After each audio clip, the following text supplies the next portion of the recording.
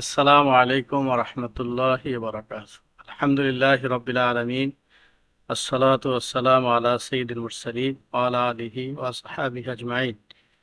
মহান আল্লাহ রাব্বুল আলামিন কোরআনে কারিমে বলেছেন, ওয়াইজা মারিদতু ফাহুয়া ইয়াশফিন।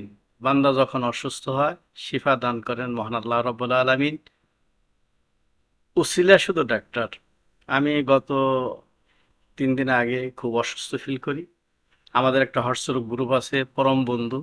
আমাদের পরম বন্ধু জনাব খায়রুল আলম খোকন ভাই, ইউনোকো হসপিটালের বোর্ড অফ ডিরেক্টর, আমাকে এই হাসপাতালে নিয়ে আসে এবং এখানকার ডক্টর রোজেনা রৌফ ডাক্তার সাহেবের আন্ডারে তাকে দেখানোর পরে বললো যে আপনি যদি ভর্তি হন তাহলে ভালো হয়।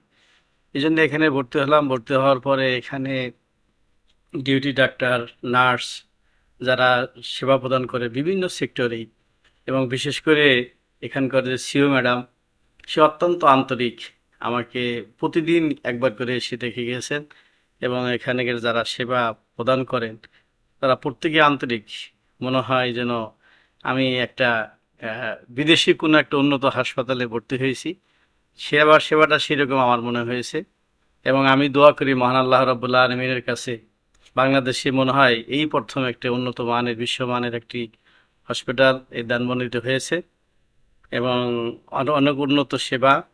আশা করি উত্তরোত্তর এই হাসপাতালকে আল্লাহ রাব্বুল আলামিন যেন উন্নত শিখরে আল্লাহ পৌঁছে দেন এবং আহ, হাসপাতাল কর্তৃপক্ষ এবং আমার বন্ধু খায়রুল হক খোকন ভাইকে আমি আমার অন্তরস্থল থেকে ধন্যবাদ জানাচ্ছি এবং যারা এখানে আমাকে সেবা দিয়েছেন তাদের প্রতিও আমার আন্তরিক দোয়া রইল এবং এখানকার ক্লিন সব কিছু আর কি, নিট অ্যান্ড ক্লিন এবং পরিষ্কার পরিচ্ছন্নতা সর্বদিক দিয়েই খুব চমৎকার। এবং বিশেষ করে এই হাসপাতালের বেডশিট সব কিছু মিলে এবং এদের খাবারের মান খুবই উন্নত। একটা রুগী ভর্তি হলে তার অন্য কোনো চিন্তা করতে হয় না, সব কিছুই এখান থেকে। আমি শুধু এক সেট কাপড় পরেই চলে আসছিলাম, আর বাসা থেকে কিছুই আনা লাগে না। এখানকার ম্যানেজমেন্ট এত সুন্দর।